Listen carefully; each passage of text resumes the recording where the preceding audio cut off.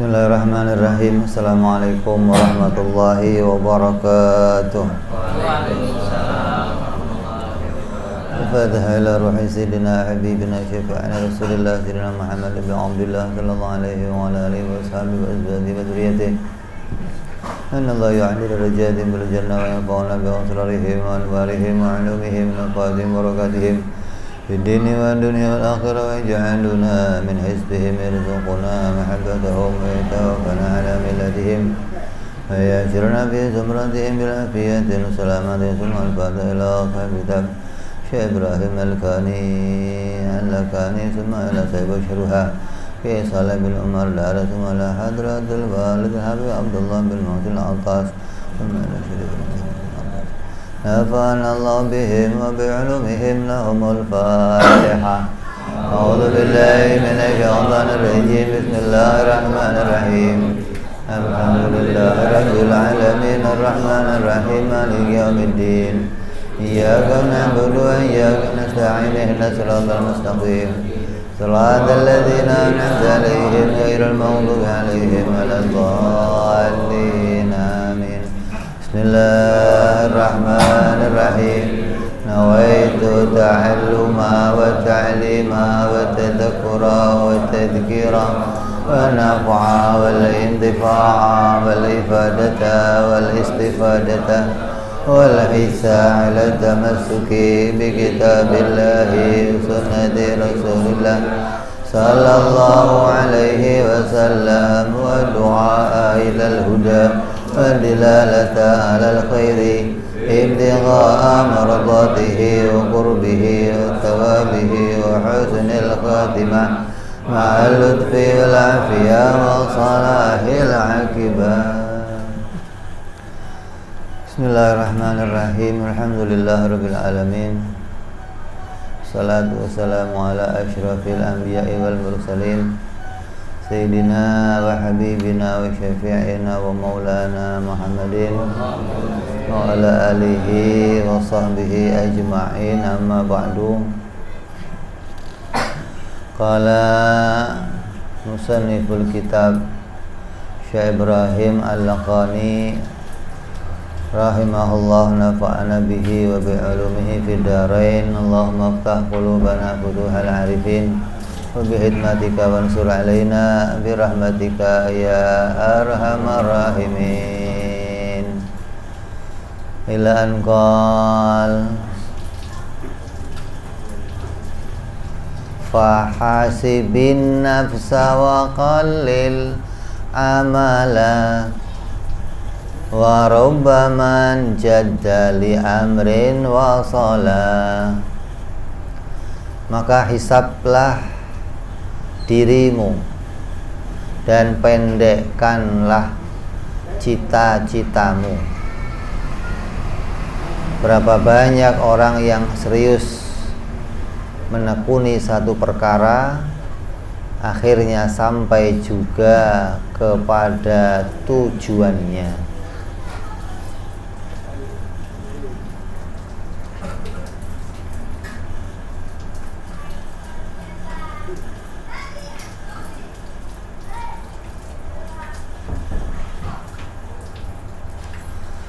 Ini masih bersambung kepada bait yang kemarin. Jika engkau sudah mengetahui bahwa ada yang Allah jadikan menjaga dirimu,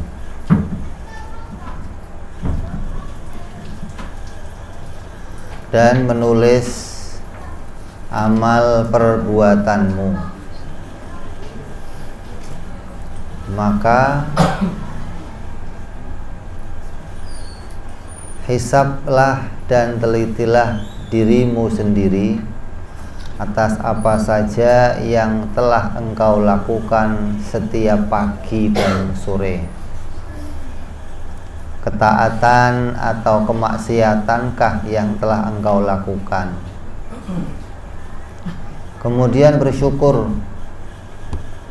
dan bertaubatlah. Pendekkanlah cita-citamu yakni pengharapan yang disukai oleh nafsu amarah karena menuntut pada keburukan. Janganlah engkau malas. Sudah banyak orang yang bersungguh-sungguh akhirnya bisa mencapai tujuannya berkat pertolongan dan anugerah Allah Subhanahu wa ta'ala.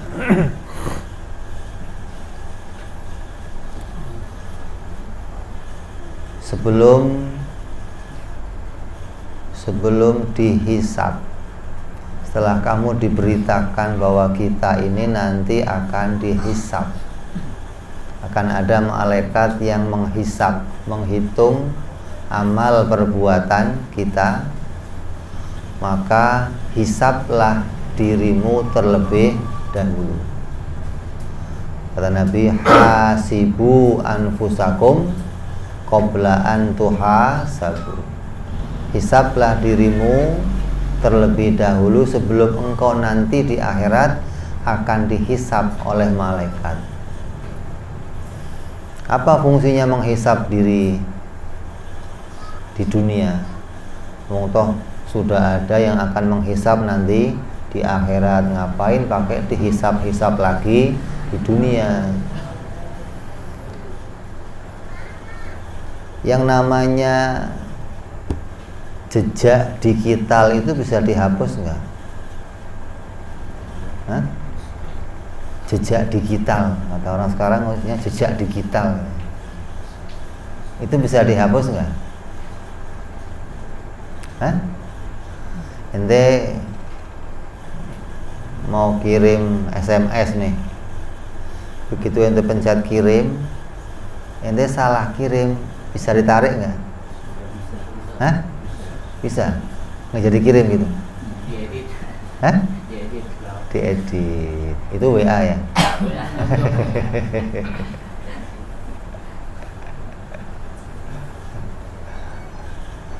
Kata orang jejak digital itu nggak bisa dihapus. Itu teknologi dulu. Teknologi sekarang bisa menghapus jejak digital.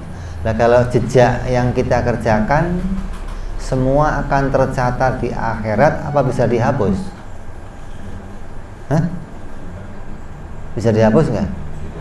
Nggak bisa? Bahaya dong. Waduh. Kalau diceritakan oleh para ulama itu, kita ini di dunia ini sedang membuat film kita sendiri. Di gambarannya kita ini sedang membuat film kita sendiri, yang nanti film itu akan kita putar di akhirat, akan diputar di hadapannya semua manusia. Kalau film kamu bagus, manusia akan melihatnya bagus. Kalau film kamu jelek, ya manusia akan melihatnya jelek. Nah, setelah filmnya diputar, apa yang akan kita dapati? Oscar, piala Oscar. Orang kalau udah bikin film sebagai sutradara dapatnya apa? Oscar. Ada pemain terbaik, ada sutradara terbaik. Nah, Oscarnya apa? Surga. Nah, film, selagi film itu masih dalam perjalanan pembuatan, maka film itu bisa diedit. Bagian mana yang telah kamu syuting kok kamu nggak suka, diapain? Potong, buang, diganti bagian yang bagus. Yang nggak cocok lagi potong, buang. Ini kerjaan mengedit, ini namanya hasibu anfusakum.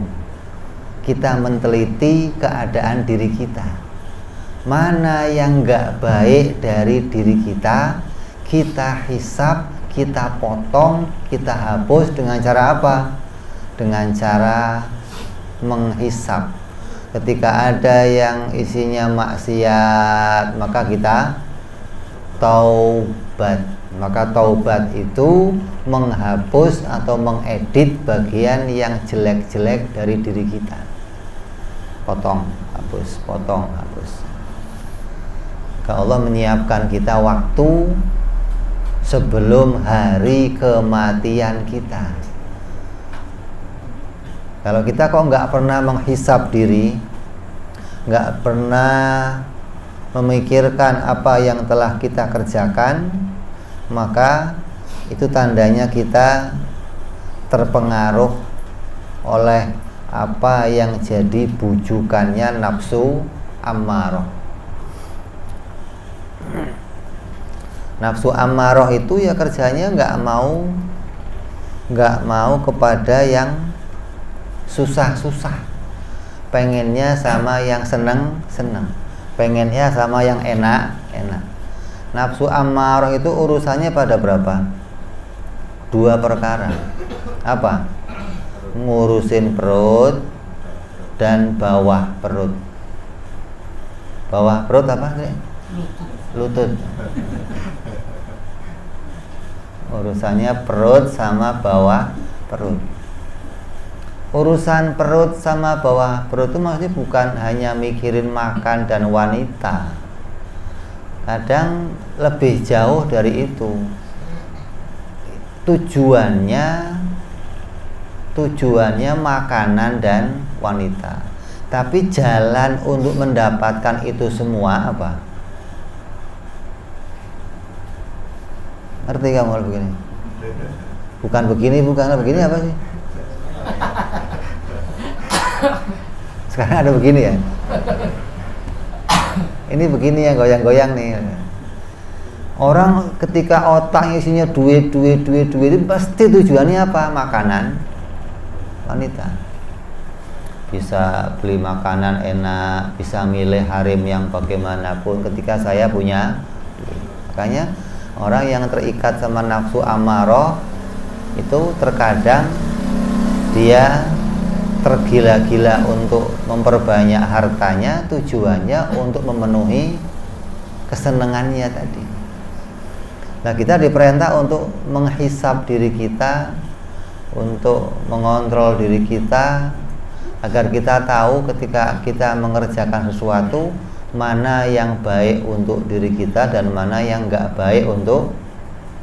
Ketika ada yang enggak baik, maka kita potong, kita hapus, kita istighfar, kita buang segera apa yang telah kita lakukan ketika kita tahu bahwa itu adalah pekerjaan yang tidak baik untuk kita. Gimana nanti kalau sampai itu semua diputar di akhirat, dihadapkan oleh semua manusia. Katakan apa? Yauma tublas sarair, di mana hari tersingkapnya betis-betis, tersingkapnya semua rahasia. Artinya apa yang selama ini kamu rahasiakan orang gak ada yang tahu, nanti akan diputer. Oh, kamu kerjanya begini, kamu kerjanya begini. Hingga film kamu akan dilihat orang dari kamu mulai balik sampai meninggal dunia. Orang akan menonton film tersebut. Maka tugas kita adalah melakukan ketaatan kepada Allah. Ketika kita melihat di hari itu kita bisa melakukan ketaatan kepada Allah, maka bersyukurlah. Alhamdulillah hari ini masih bisa melakukan sebuah kebaikan. Maka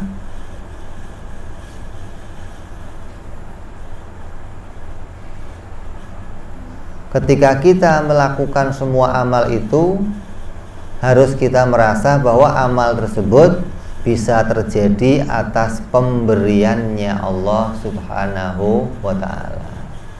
Walaupun kayak zahirnya itu kita yang melakukan amal tersebut, tapi makna hakikatnya kita mengakui itu semua atas pertolongannya Allah. Gak akan terjadi satu amal pun kalau Allah gak menolong diri kita. Karena sebuah amal akan terjadi dengan kekuatan yang diberikan oleh Allah Subhanahu wa ta'ala. Jadi tiap kita punya amal, bersamaan amal itu Allah berikan kita kemampuan untuk mengerjakan. Ini yang dipahami oleh ahli sunnah wal jamaah. Beda sama pahamnya Wahabi, beda sama pahamnya Mu'tazilah. Kata mereka Allah itu ngasih kekuatan sekali, untuk selamanya.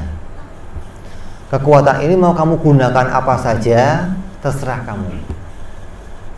Itu pahamnya Mu'tazilah. Kalau kita enggak, kita ini enggak punya kemampuan apa-apa. Lah ketika kita mau beramal, bersamaan kemauan kita itu melaksanakan, bersamaan itu Allah berikan pertolongan gitu. Hingga setiap waktu amal kita itu bersama dengan pertolongan Allah. Nggak pernah lepas dari pertolongan Allah, nggak pernah. Ini yang diyakini ahli sunnah. Hingga setiap amal apapun kamu harus mengakui ini atas pertolongannya Allah. Kan sama Bib, sama-sama ditolong sama Allah Bib. Mu'tazilah yang ngakui ditolong sama Allah, kita yang ngakui ditolong sama Allah. Bedanya di mana? Bedanya kalau Mu'tazilah sekarang ini Allah udah lepas tangan, udah nggak ngurusin kamu, maksudnya loh. Kamu cukup dikasih kekuatan, kamu jalan sendiri dengan kekuatan kamu. Kalau kita enggak, ahli sunnah meyakini setiap waktu Allah menolong kita dengan diberikan kita kemampuan mengerjakan sesuatu. Ente mau minum, Allah kasih kekuatan untuk minum. Ente mau jalan, Allah kasih kekuatan. Terus setiap waktu yang terjadi dari amal kamu itu atas pertolongannya Allah Subhanahu wa ta'ala. Hingga selalulah bersyukur atas setiap amal yang telah kita perbuat, bahwa amal itu nggak akan pernah terjadi kecuali ditolong oleh Allah. Makanya sering kita ngomong apa? La haula wala quwata illa billah. Kayak itu nggak punya daya upaya kecuali atas pertolongannya Allah Subhanahu wa ta'ala. Jangan sekali-kali merasa engkau memiliki amal yang baik. Kalau udah sholat, merasa ya Allah, saya ini sholatnya baru bisa seperti ini ya Allah. Mudah-mudahan besok bisa lebih baik lagi. Jangan pernah merasa amal saya sudah baik, nggak ada. Amal yang terbaik itu hanya amalnya Nabi Muhammad SAW. Selain amalnya Nabi jauh dari kata baik. Hingga harus tiap hari dihisap, udah baik belum, oh kurang baik, besok saya tambahin biar baik lagi, besok saya kerjain biar tambah baik lagi. Terus begitu, hingga yang kita kerjakan itu selalu berusaha agar mempunyai amal yang semaksimal mungkin terbaik dari yang bisa kita kerjakan. Jangan terus ngomongnya saya sih bisa baik, cuman gampang lah, begini aja lah bisa kan. Tapi semaksimal mungkin kita kerjakan, ini loh amal yang bisa saya kerjakan yang terbaik. Ketika sudah merasa terbaik, itu pun tidak kita akui sudah menjadi hal yang baik. Merasa ya Allah masih bisanya begini doang ya Allah, mudah-mudahan besok tambah baik lagi, besok tambah baik lagi. Dan jika kok sampai ngelakuin maksiat, kita lalai, kita lupa sama Allah, terpengaruh hawa nafsu, terpengaruh bisikannya setan, segera taubat. Maka dengan taubat itu malaikat gak jadi mencatat gitu, maka akan diedit, dihapus. Maksiat taubat, maksiat taubat, ntar langganan Bib, ya nggak apa-apa, memang bisanya begitu doang. Kalau maksiat jalannya taubat. Kata ulama, jangan pernah bosen taubat. Boleh kamu bosen maksiat gitu. Taubat kok bosen? Gua mau bosen taubat melulu. Udahlah, taubatnya ntar aja lah. Itu bisikannya siapa itu? Setan tuh, setan begitu.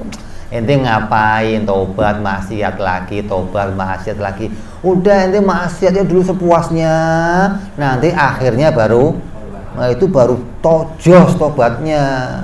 Tobatan nasu, habis itu nggak ngelakuin maksiat lagi. Itu begitu, jangan tobat maksiat lagi besok tobat maksiat. Itu setan tuh. Tugas kita ini memang kerjanya hanya untuk menjawab apa yang menjadi ujiannya dari Allah. Kalau ujiannya berupa kenikmatan, syukur.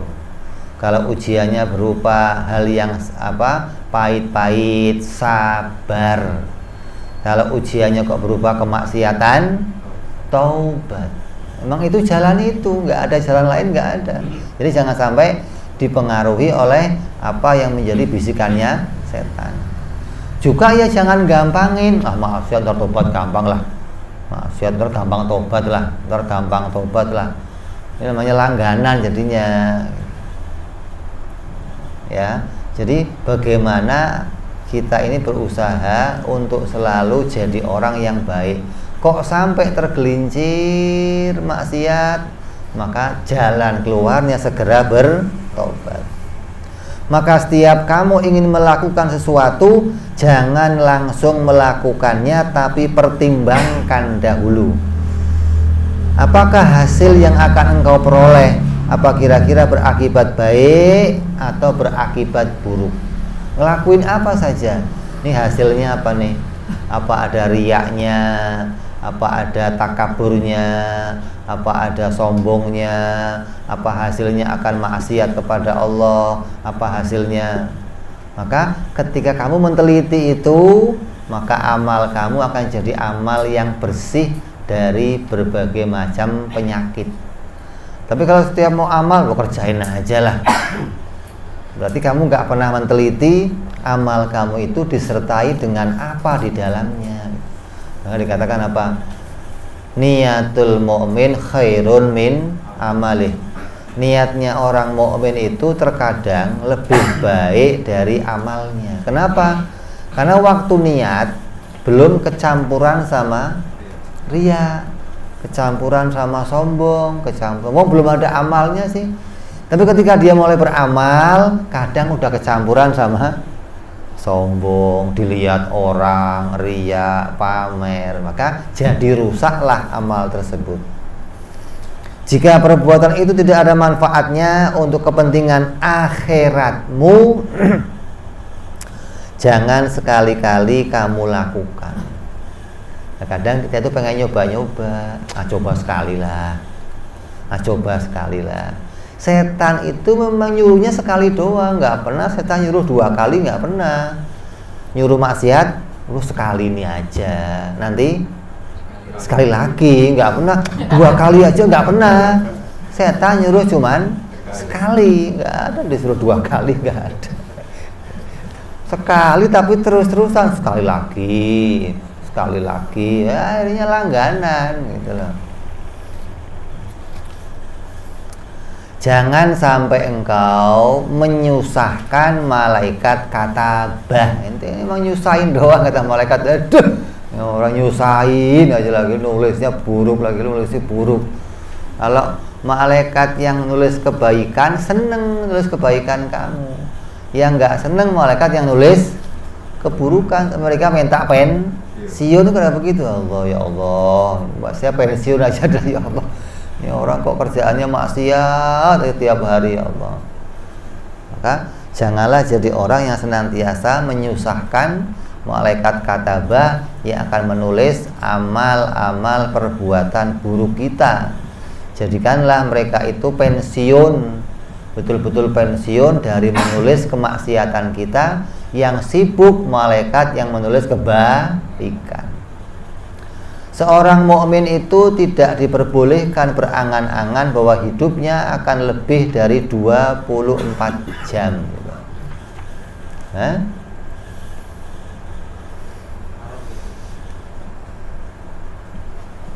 Ya disebut namanya panjang angan-angan.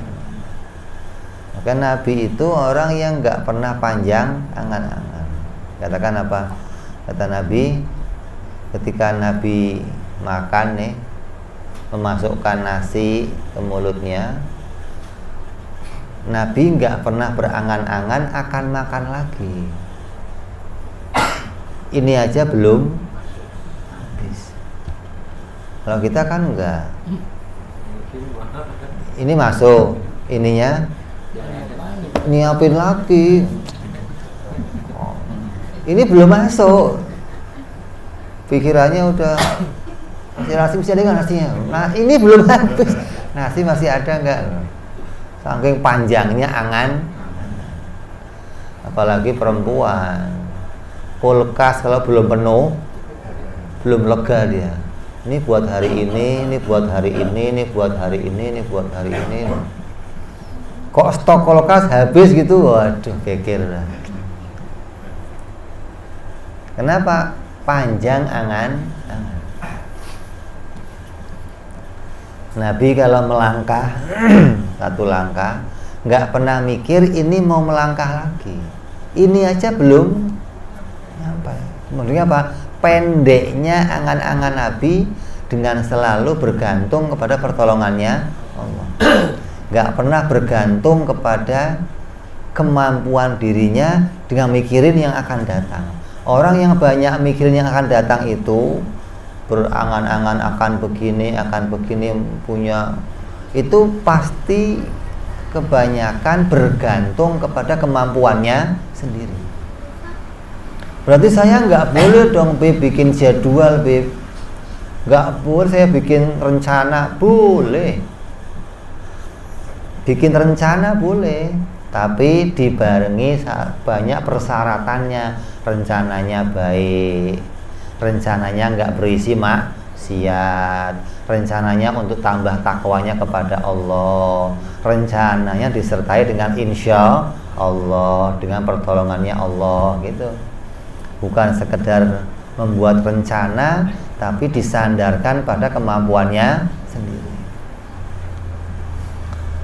Jadi manusia itu, seorang mukmin tidak diperbolehkan berangan-angan hidup lebih dari 24 jam. Ini benar apa enggak benar? Saya mau nanya, yang jamin hidup kamu sampai besok siapa? Ada nggak? Ada nggak yang bisa jamin besok saya masih hidup? Ada yang jamin nggak? Hah? Nggak ada. Mungkin hidup, mungkin mati. Ketika nggak ada jaminan, lah ngapain ente berangan-angan besok mau hidup?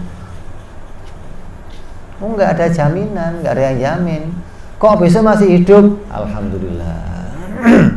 Makanya orang mukmin kalau bangun tidur bunyinya apa? Alhamdulilladzi ahyana ba'dama amatana wa ilaihi raji'un. Alhamdulillah, kok pagi ini masih dihidupkan lagi. Besok bangun tidur, alhamdulillah masih dihidupkan lagi. Sehingga yang diangan-angan itu ya cukup paling panjangnya hari ini 24 jam itu. Hari ini mau kemana nih? Oh, saya nanti malam mau ke majelis, nanti sore mau ke sini, nanti sore mau ke sono, siangnya mau ke sini. Udah cukup. Malam diapain? Hisab. Ya Allah, sehari yang nggak baik yang mana tadi ya? Astagfirullah, berbuat salah ya Allah. Yang baik alhamdulillah ditolong ya Allah. Jadi dikerjakan amalnya, malamnya untuk hisab. Hingga mau tidur itu hisab. Yang nggak baik minta ampun, yang nggak baik dihapus, yang nggak baik diedit. Hingga akan terjadilah sehari ini yang kita kerjakan amal baik semua.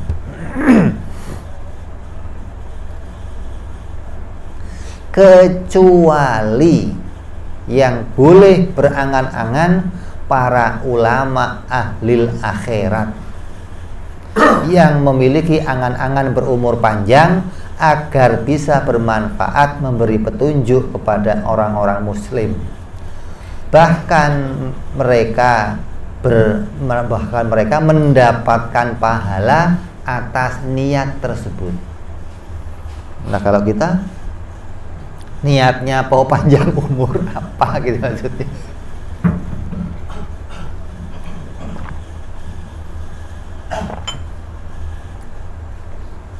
Nah, kalau ulama jadwalnya banyak. Minggu ini mau ceramah di sini, minggu depan mau ceramah di sini, minggu depan mau ngajar di sini, banyak.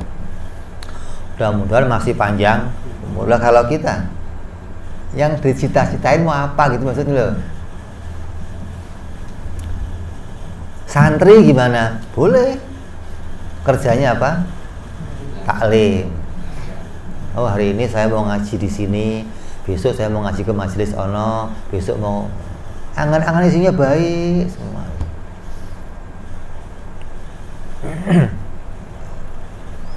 Kita diharuskan memperbanyak mengingat kematian.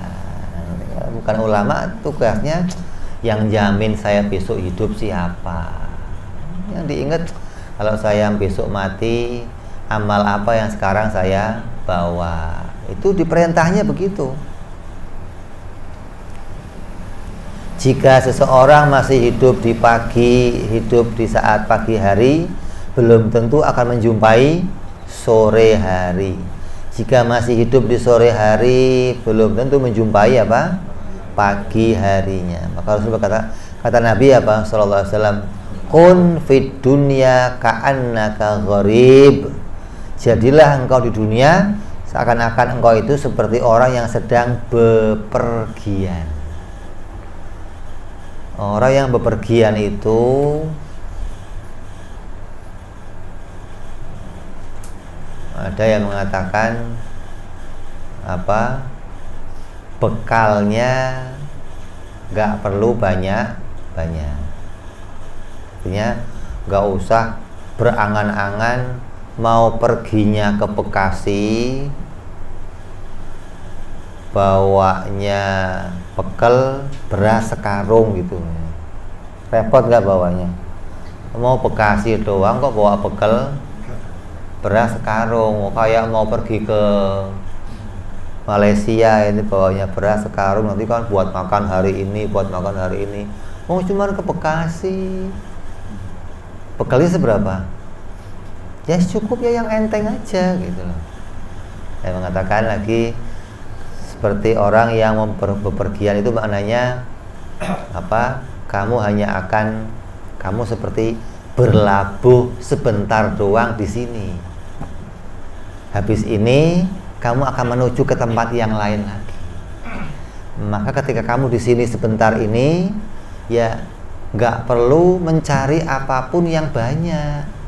Kenapa? Karena kamu akan pergi lagi nanti ke tempat yang lain lagi.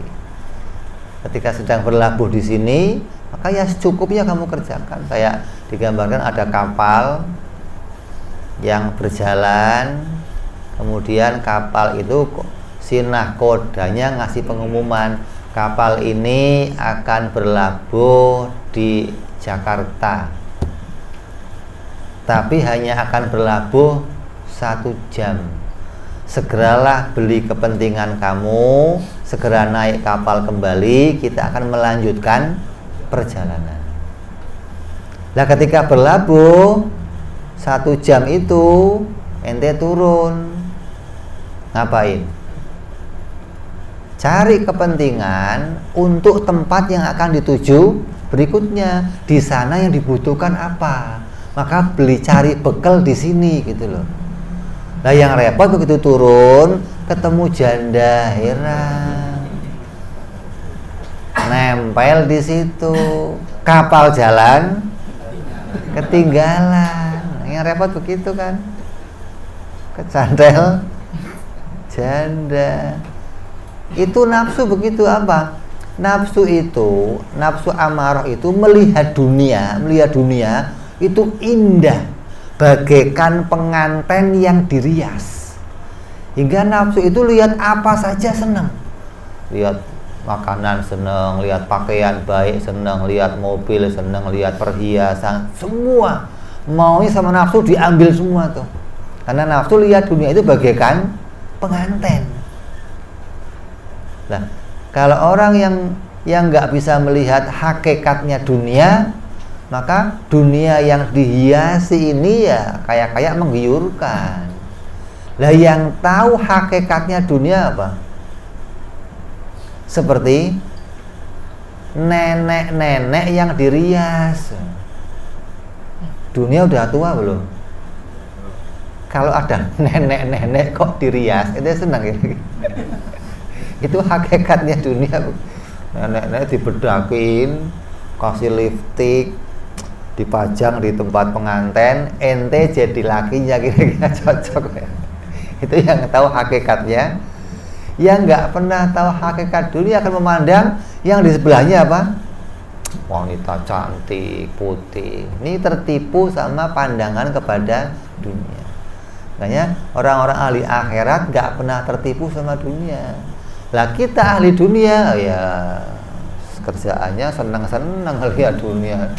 Asal lihat ada begini, lihat begini. Kenapa selalu tergiur kepada keindahannya dunia? Tapi tadi ketika kita mendengar bahwa kita itu seperti orang yang bepergian, maka di dunia ini hanya mampir sebentar untuk apa? Untuk melanjutkan perjalanan berikutnya. Kira-kira yang bisa saya ambil di sini apa? Yang untuk modal di sana. Gitu dong.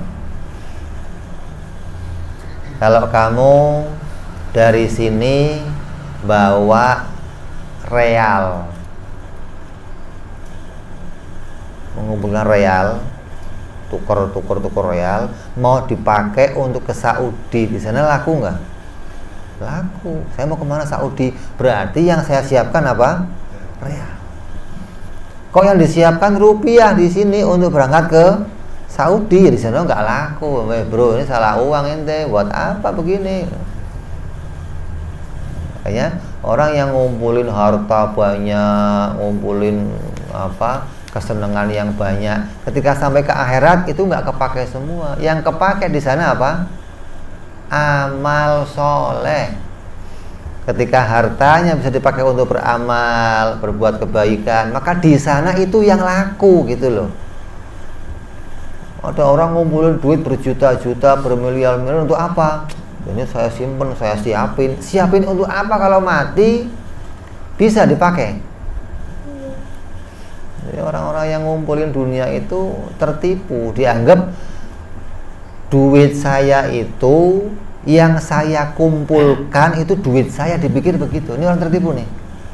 Ente ngumpulin duit bermiliar-miliar, kamu simpen di bank, kamu simpen di brankas, kamu simpen di rumah kamu, itu aslinya itu bukan duit kamu, bukan. Duitnya siapa? Siapa? Ahli waris. Duit anak bini kamu itu. Kenapa? Ketika kamu mati saat itu uangnya kemana? Diwaris. Lah yang kamu bawa apa? Nggak ada. Kecuali uang itu kamu jadikan amal, buat sedekah, buat beli yang halal, buat pengajian, buat nafkah anak bini. Ketika uang itu jadi amal, maka kamu mati, amal itu ikut kamu. Nah, orang menganggap ketika dia ngumpulin dunia, dunia itu miliknya. Salah. Yang jadi milik kamu yang asli, yang orang lain nggak bisa ngambil, yang sudah jadi amal kamu. Tapi duit yang kamu pakai, yang kamu cari, kamu amalkan, anak bini kamu nggak seneng. Bapak ini nggak bisa ngirit, bapak dapat duit habis, buat saya mana pak? Nah kadang kita mikir sebaliknya, cari. Dianggap itu uangnya, padahal itu untuk anak bininya. Dirinya nggak punya amal apa-apa, ketika itu nggak ditukarkan jadi sebuah amal yang baik. Akan tetapi ulama akhirat tidak dianjurkan banyak memikirkan kematian, sebaliknya. Karena masih disibukkan mikir manfaat kepada umat muslim. Jadi jangan buru-buru pengen mati.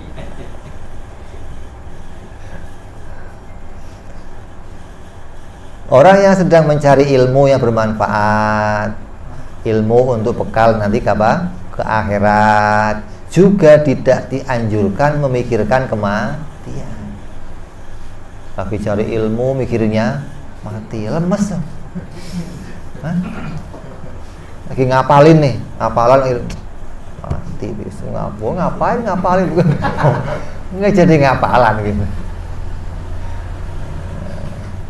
Jadi tahu tempatnya. Siapa sih yang nggak boleh mikirin kematian? Siapa yang boleh mikirin kematian? Hiduplah kamu seakan-akan apa? Kerjalah kamu seakan-akan hidup berapa? Berapa? Selamanya. Itu siapa itu? Ahli dunia, bukan ini, bukan ini. Kalau ini artinya itu orang-orang yang urusannya urusan ketika dia lagi kerja. Tapi ketika urusan ibadah, maka berangan-anganlah ketika kamu besok akan mati. Yang berangan-angan besok akan mati siapa? Ya orang-orang yang seperti kita ini, yang ketika berangan-angan untuk panjang umur, mau ngapain gitu loh. Umur yang panjang itu mau saya pakai apa? Kecuali tadi orang itu minta panjang umur, enggak baik. Minta banyak rezeki, enggak baik. Minta banyak anak, enggak baik. Kecuali ditambahin apa? Umur yang bisa dipakai amal soleh, yang bawa manfaat, anak yang soleh, rezeki yang halalan, thayyiban. Jadi jangan cuma ya Allah kasih rezeki yang banyak ya Allah, sobek nggak apa-apa ya Allah, tidak saya lem ya Allah, halal serah mau halal boleh nggak halal boleh, repot kan begini, urusannya banyak tuh bang.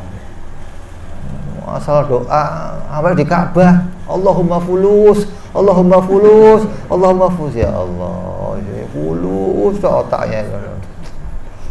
Kayak kalau ada fulus, mulus. Kalau nggak ada fulus,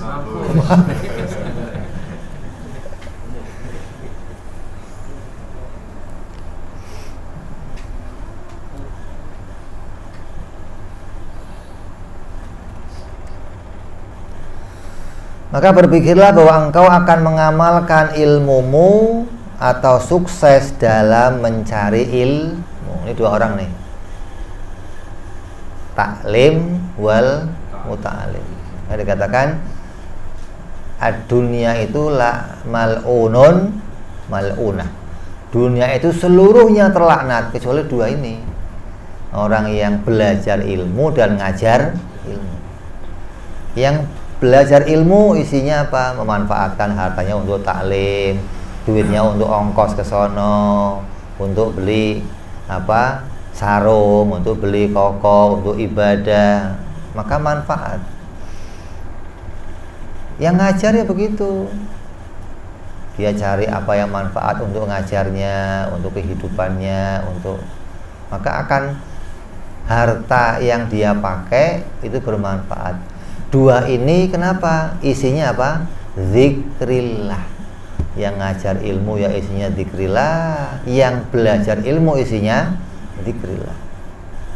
Ngajar enggak. Ya itu mungkin udah hatam kali ini. Belajar enggak? Ngajar kagak mau jadi apa? Rasulullah Shallallahu Alaihi Wasallam bersabda, anggaplah dirimu sebagai ahlil kubur. Maka para hukama berkata, barang siapa yang angan-angannya sedikit, maka kesusahannya juga sedikit. Hatinya akan bersinar dan mau menerima bagian dunia yang sedikit. Jadi syaratnya orang itu bisa nerima yang sedikit apa? Angan-angannya sedikit gitu loh. Kalau angannya panjang, gini doang, mana cukup itu kan pikirannya panjang, karena mau buat besok, mau buat lusa, mana cukup segini, ada besoknya ada, besoknya aja belum ada kok, ini gak cukup, untuk hari ini cukup nggak? Cukup, sudah selesai. Itu kita dituntut seperti itu agar kita nggak panjang angan-angan. ini bicara kita ini di luar dua tadi nih, ngajar dan belajar. Kita ini selain itu maksudnya loh. Jadi orang yang selain dua ini jangan panjang angan-angan.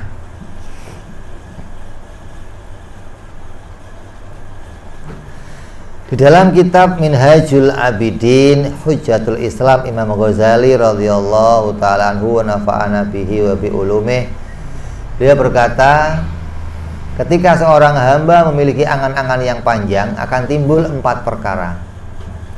Yang pertama, meninggalkan ketaatan kepada Allah dan bermalas-malasan berbuat ibadah. Ini panjang angan-angan nih.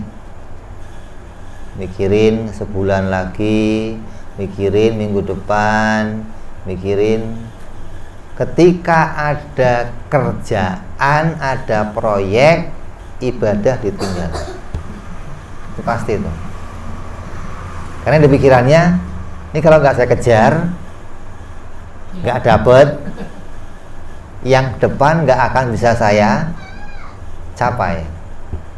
Maka untuk bisa mencapai yang depan, ini harus saya kejar. Tapi ini ada waktu ibadah, nanti gampang tuh. Akhirnya begitu tuh, menggampangkan ibadahnya untuk mengejar sesuatu, menutupi angan-angannya. Yang kedua, meninggalkan taubat seraya berkata, aku akan taubat besok saja. Ini panjang angan-angan. Maksiat, besok aja taubatnya lah. Kayak besok masih bisa hidup. Yang ketiga, mendorong untuk semangat mengumpulkan harta dunia dan melupakan akhirat, serta selalu mengkhawatirkan apa yang akan dimakan besok. Ketika musim hujan, jika sekarang saya nggak mengumpulkan harta, dan apa yang dimakan besok hari tua jika saya sekarang nggak bekerja. Urusannya kayak siapa? Semut. Semut itu kerjaannya apa? Cari kuah kandang, cari kuah kandang. Untuk kapan? Untuk semut begitu. Jadi nanti lihat apa dipikir, oh gini. Buka kandangnya, makanan doang, ini buat apa mut? Udah kecil begitu makanan.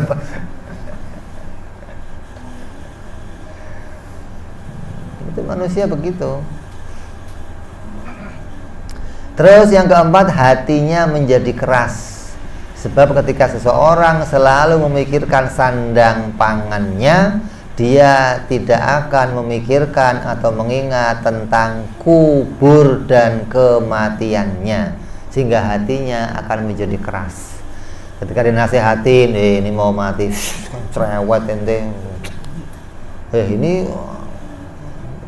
ulama disingkirin doang, nggak kepake sama dia udah. Kenapa? Udah keras hatinya.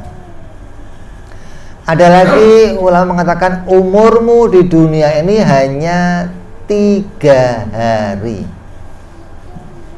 Ini ada ulama menyimpulkan nih, umur kamu itu cuma 3 hari. Kok 3 hari kenapa? Hari kemarin, hari besok, dan hari sekarang yang sedang kamu lalui. Jadi kamu itu cuma punya waktu 3 doang. Artinya yang boleh diangan-angan kamu itu 3 ini gitu loh. Yang kemarin sebagai bahan untuk introspeksi, evaluasi. Yang sekarang prakteknya kamu kerjakan. Besok paling panjangnya angan-angan itu besok. Padahal besok belum tentu ada. Kalau dikatakan yang bisa kamu angan-angan panjangnya ya paling besok. Besok saya mau besok. Kok ini kok sebulan depan, tahun depan, ini panjang banget angan-angan. Contohnya orang yang panjang angan-angan siapa? Orang yang kredit motor, kredit rumah 15. Coba itu kira-kira angan-angannya panjang. Udah pikirannya 15 tahun lagi saya akan mau hidup, saya akan.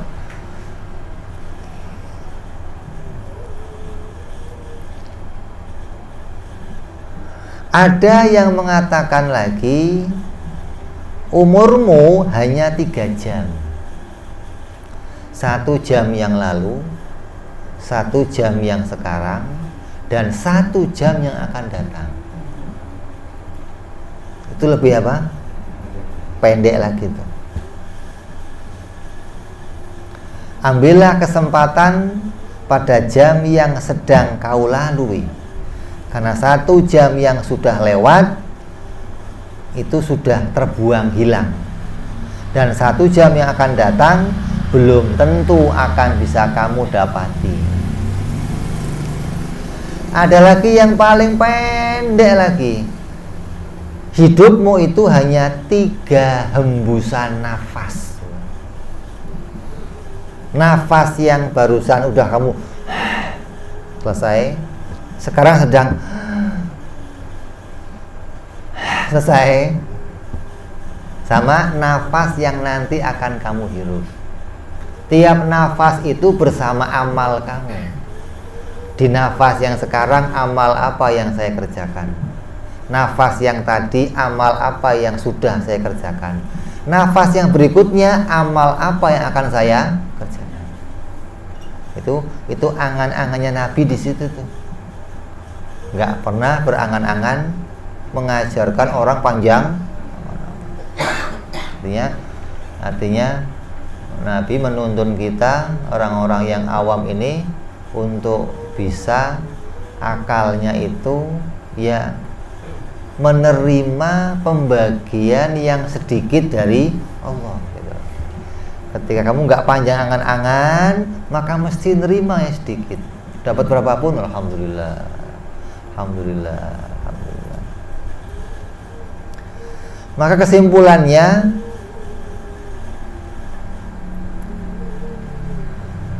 panjangnya umurmu bukanlah sehari semalam atau 1 jam, tapi hanya 1 hembusan nafas. Maka manfaatkanlah dengan sebaik-baiknya setiap hembusan nafasmu, karena ajal akan datang di antara hembusan nafas yang satu dengan nafas yang lain. Di hembusan nafas yang mana nih akan datang? Apa yang sekarang? Terus ini kita diajak memendekkan angan-angan agar kita bisa menjadi orang-orang yang senantiasa memikirkan akhirat. Karena orang yang bersungguh-sungguh untuk memikirkan akhirat, maka dia akan diberikan keberhasilan oleh Allah Subhanahu wa ta'ala. Dikatakan apa?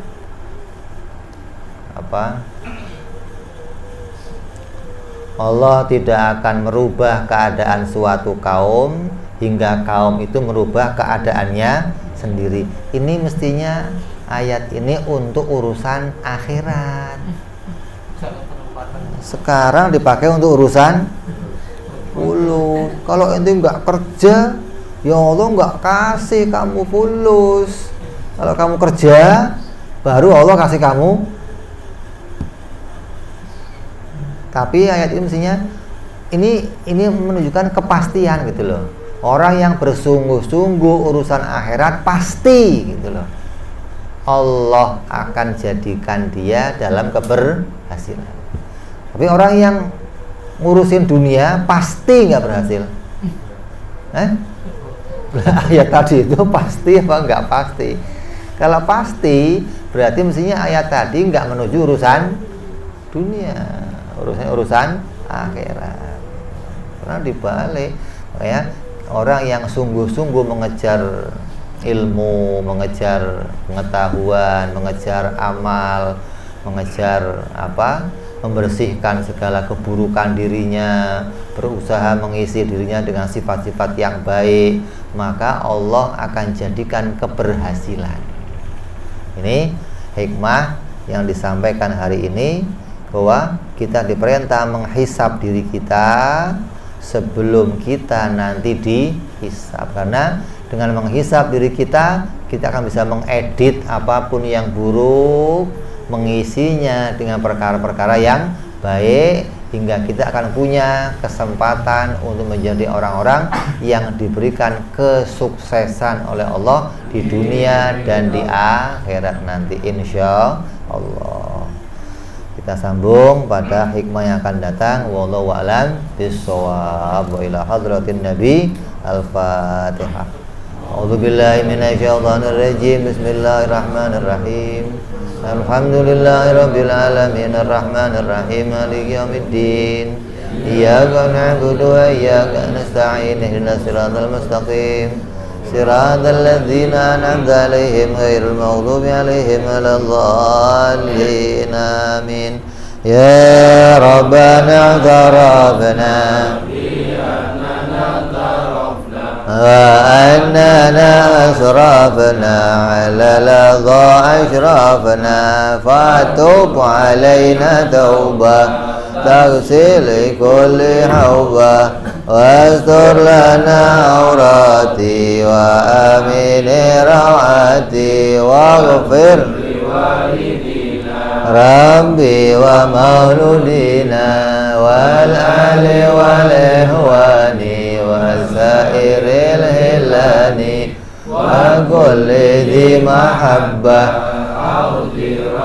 أو صحبة والمسلمين أجمعين ربي فضلا وجودا منا لا باكتساب منا بالمصطفى رسولي نضى بكل سولي صلى وسلم ربي عليه عند الحب وآله وصحبه عدد تعزي صحبي والحمد لله في البدء والتناهي سبحان ربك رب العزة عما يصفون سلام على المرسلين والحمد لله رب العالمين.